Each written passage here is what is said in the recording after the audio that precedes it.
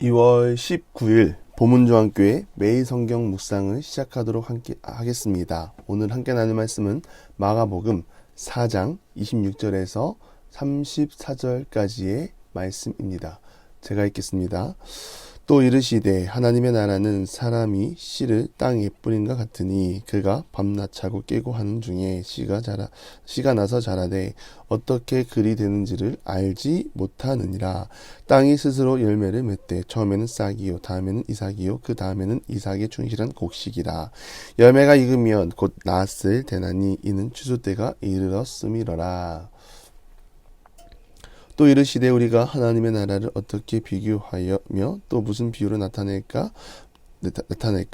겨자씨 하나가 같으니 땅에 심길 때에는 땅의 모든 씨보다 작은 것이로되 심긴 후에는 자라서 모든 풀보다 커지며 큰 가지를 내나니 공중의 새들이 그 그늘에 깃들일 만큼 되느니라.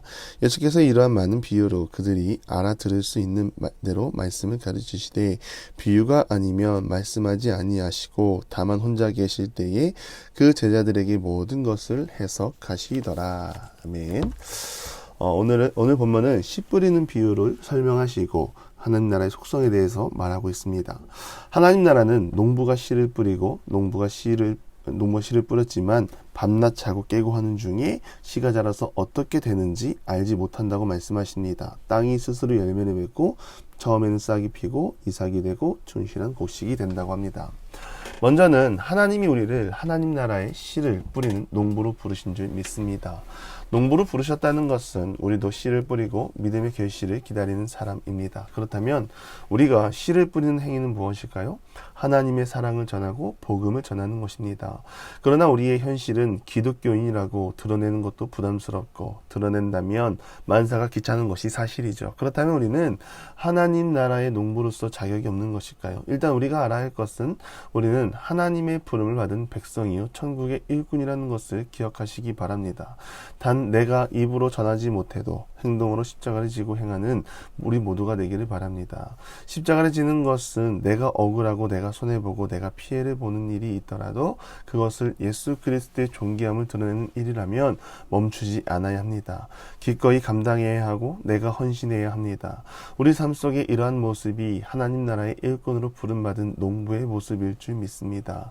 예수님은 하나님 나라를 선포하기 위해 멈추지 않으셨고 쉴 새 없이 움직이셨습니다.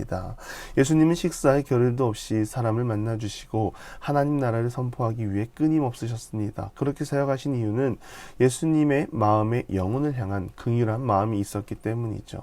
우리가 다 예수님을 믿는다고 고백합니다. 그리고 예수님을 따르겠다고 말합니다. 그렇다면 그 고백에 합당한 삶을 살아야 합니다. 우리에게 주어진 삶 속에 작은 예수로 살아가는 우리 모두가 되기를 바랍니다.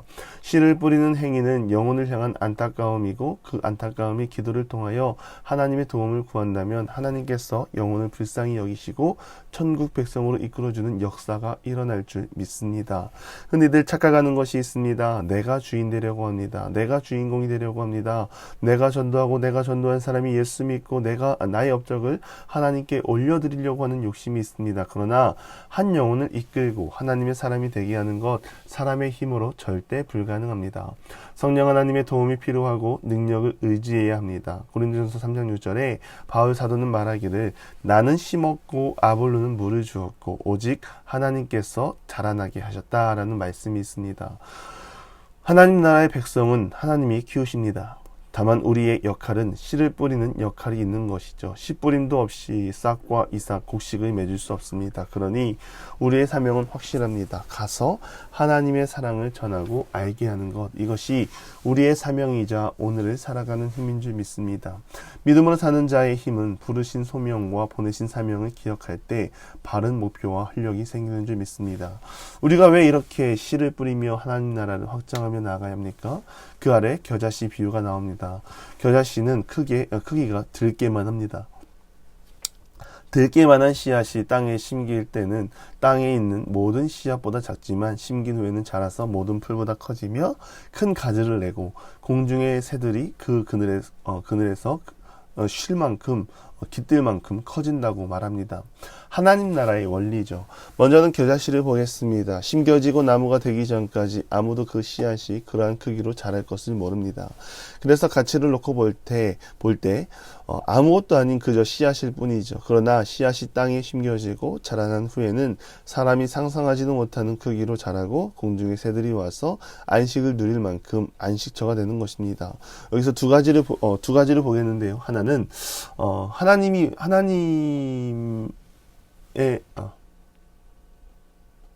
하나는 우리가 씨앗을 뿌려야 하는 이유입니다.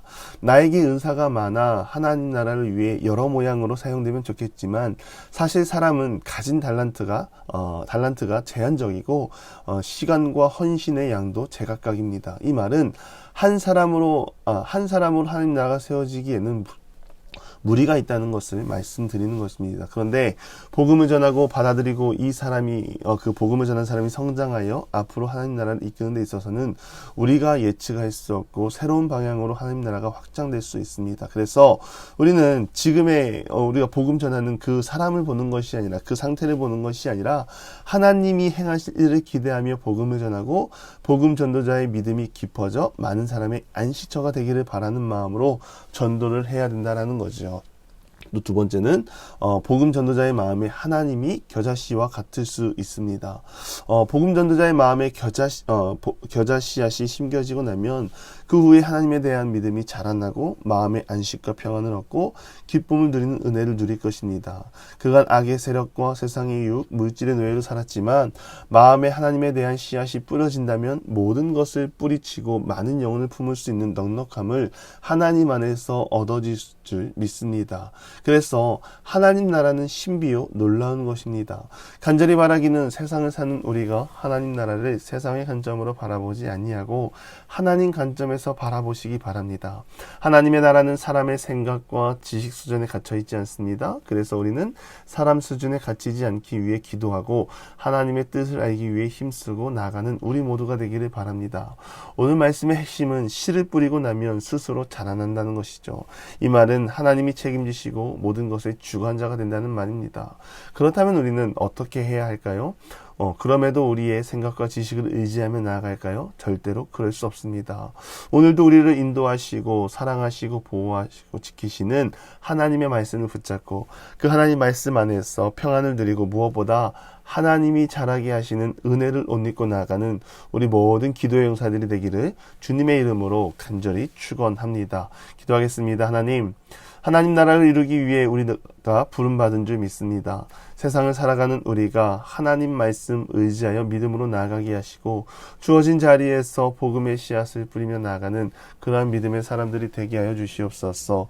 예수님의 이름으로 기도드리며 이제는 우리 구주 예수 그리스도의 은혜와 하나님의 극진하신 사랑하심과 성령의 감화 감동 교통하심이 복음의 씨앗을 뿌리고 키워주시는 하나님의 은혜와 사랑을 온전히 사모하고 나아가기를 소망하는 사랑하는 부몬중앙교회 모든 기도의 용사 위에 이제로부터 영원토록 함께 하시기를 간절히 축원하옵나이다. 아멘.